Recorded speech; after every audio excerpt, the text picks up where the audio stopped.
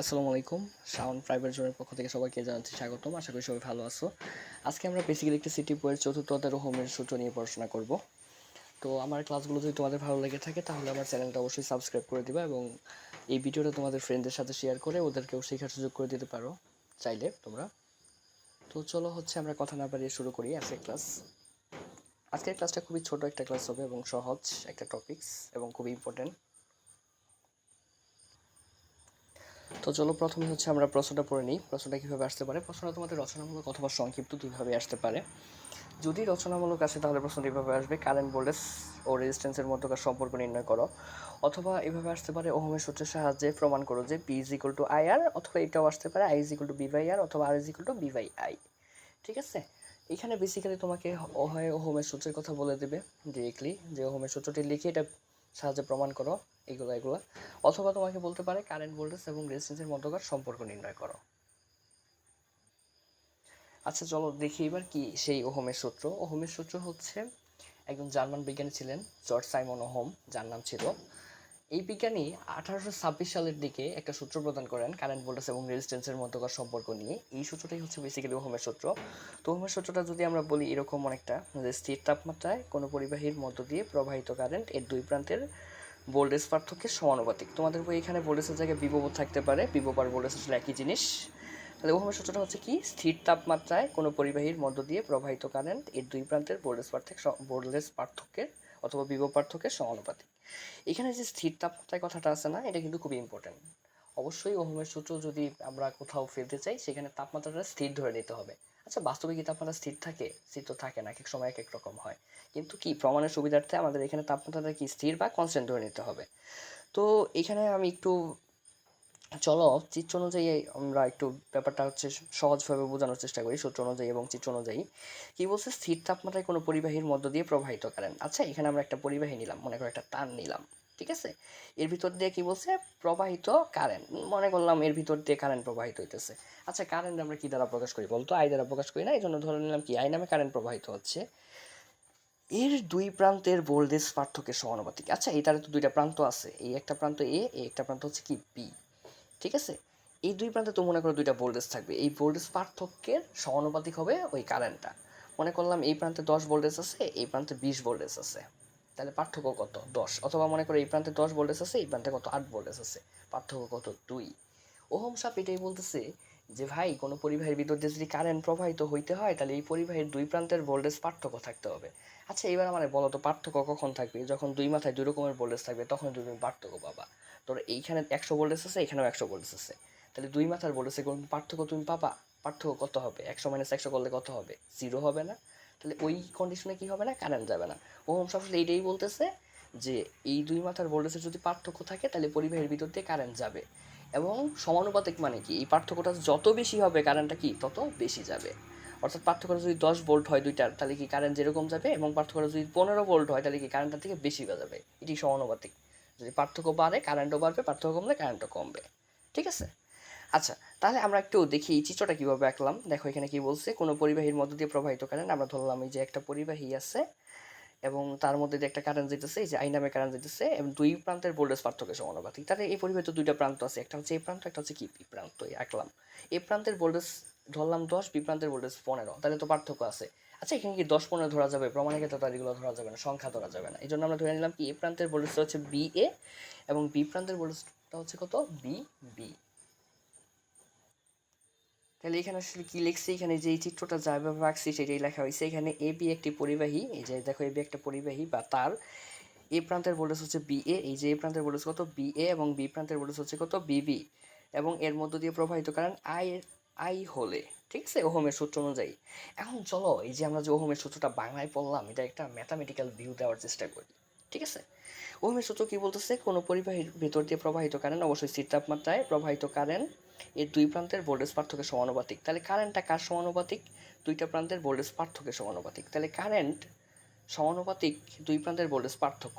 আচ্ছা পার্থক্য আমরা কীভাবে বের করবো? এইটার ভোল্টেজ মাইনাস এটার ভোল্টেজ, তাই তো করে, তাই না? তার মানে এই যে কথাটা, বাংলা কথাটা, এটার যদি একটা ম্যাথামেটিক্যাল ভিউ দিই তাহলে দেখো তো জিনিসটা এরকম দাঁড়াচ্ছে না, যে কারেন্ট সমানুপাতিক দুই প্রান্তের ভোল্টেজ পার্থক্য, এই যে এই প্রান্তের ভোল্টেজ মাইনাস এই প্রান্তের ভোল্টেজ, ঠিক আছে। তো এই কথাটার ম্যাথামেটিক্যাল ভিউ দিলে এরকম আসে, কারেন্ট সমানুপাতিক দুই প্রান্তের ভোল্টেজ পার্থক্য। এখন পরে আমরা কী করছি দেখো তো, পরের লাইনে কী করছি, যে আই সমানুপাতিক বি লিখে ফেলছি। তাহলে এখানে চেঞ্জটা করলাম কি, এই যে বি এ মাইনাস বিবি সমান সমান কত লিখলাম, বি লিখলাম। চলো এই জিনিসটা একটু তোমাদের বোঝানোর চেষ্টা করলাম, এখানে কেন বি এ মাইনাস বিবি সমান সমান বি হইলো। আচ্ছা, এখানে আমরা কী বের করছি, এই প্রান্তের ভোল্টেজ এবং এই প্রান্তের ভোল্টেজের পার্থক্য বের করছি। কথার কথা, মনে করো এখানে বি এ বিবি নাই, এখানে ভোল্টেজ আছে, মনে করো এখানে 10 ভোল্ট আছে, এখানে 7 ভোল্ট আছে। তাহলে এটার পার্থক্য করলে কত হবে, এখানে 10 মাইনাস 7 কত বের হয়ে আসবে, 3 ভোল্ট বের হয়ে আসবে না? আচ্ছা, এই যে পার্থক্য করলে যে জিনিসটা বের হইতেছে ওইটা তো ভোল্টেজই বের হইতেছে নাকি? দুইটা ভোল্টেজের পার্থক্য তার টাকা বের হবে না, ডলার বের হবে না, বের হবে? দুইটা ভোল্টেজের পার্থক্য কি বের হবে, ভোল্টেজই তো বের হবে, তাই না? আর ভোল্টেজ আমরা কি দ্বারা প্রকাশ করি, বি দ্বারা প্রকাশ করি। তার মানে এখান থেকে বাদ দিলে যে জিনিসটা বের হবে ওটা তো আসলে ভোল্টেজই বের হবে। তার মানে ওইটার বদলে আমরা ভোল্টেজ লিখতে পারি না, আর ভোল্টেজে কী দ্বারা প্রকাশ করি, বি দ্বারা প্রকাশ করি। এই জন্য B A minus B B সমান সমান কি, বি লেখা হয়েছে। আশা করি ব্যাপারটা বুঝতে পারছো তোমরা। তারপরে কি করতে পারি, জিনিসটা হচ্ছে আমরা একটু এদিক সেদিক করে ফেলি, বিটার এই পাশে নিয়ে এসে পড়ি, আইটার এই পাশে নিয়ে এসে পড়ি, কোনো সমস্যা তো নাই। তাহলে আই সমানুপাতিক বি লেখা যে কথা, বি সমানুপাতিক আই লেখা তো একই কথা, তাই না? তারপর লাইনে কী করছি দেখো তো, তারপর লাইনে কী করছি, বি সমান সমান আই আর করে ফেলছি। তাহলে এই লাইনের সাথে এই লাইনের ভিজুয়াল পার্থক্যটা কি একটু খেয়াল করো তো। এই লাইনের সাথে এই লাইনের ভিজুয়াল পার্থক্য যেটা, সেটা হচ্ছে, এই লাইনের সাথে এই লাইনের ভিজুয়াল পার্থক্য যেটা হচ্ছে, দেখো এই লাইনের সমানুপাতিক ছিল, এখানে সমানুপাতিক নাই, এখানে এখন সমান সমান হয়ে গেছে, আর একটা এক্সট্রা আর চলে আসছে। আচ্ছা, অলরেডি তো তোমরা অনেক সূত্রের প্রমাণ টমান করে ফেলছো আশা করি ডিপ্লোমা লাইফে আইসা, বা আগেও করছো 9-10-এ। এটা তো সবারই জানার কথা যে একটা সমানুপাতিক চিহ্ন উঠিয়ে যখন একটা সমান সমান দেওয়া হয় সেখানে একটা ধ্রুবক নিয়ে আসতে হয়, তাই না? তার মানে এই যখন এই সমানুপাতিকটা উঠে আমরা এখন সমান সমান দিলাম, এটার বদলে একটা ধ্রুবক নিয়ে আসতে হবে এই পাশে।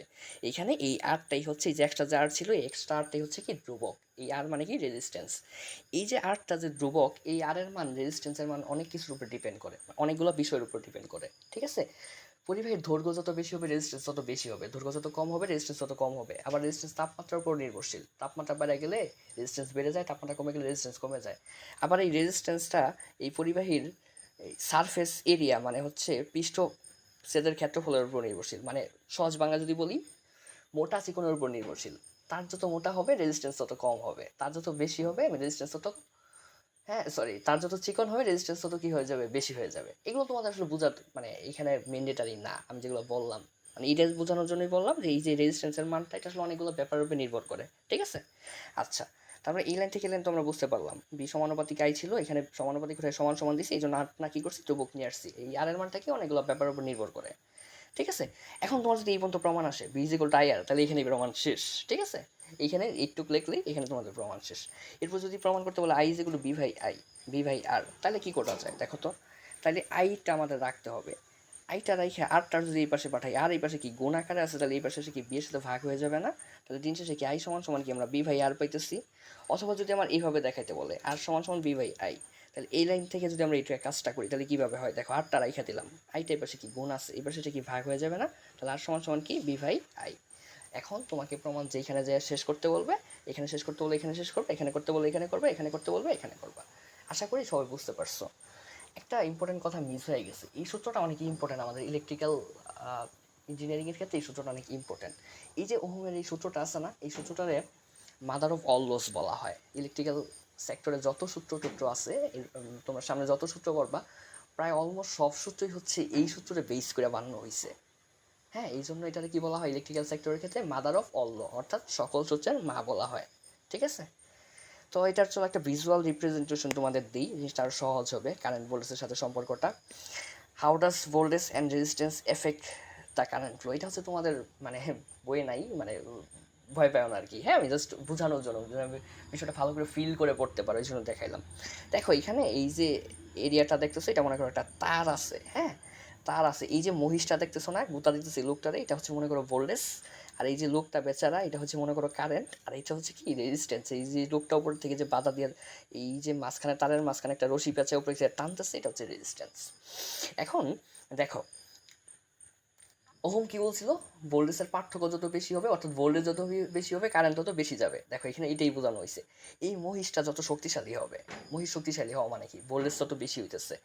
এই ভোল্টেজ যত বেশি হবে তাহলে এই লোকটা তত দ্রুত এই মানে দ্রুত ধাক্কা দিতেছে, মহিষ দ্রুত ধাক্কা দিলে কি এই লোকটাও দ্রুত যাবে, কারেন্টটাও, তার মানে কি কারেন্ট দ্রুত যাবে, ঠিক আছে?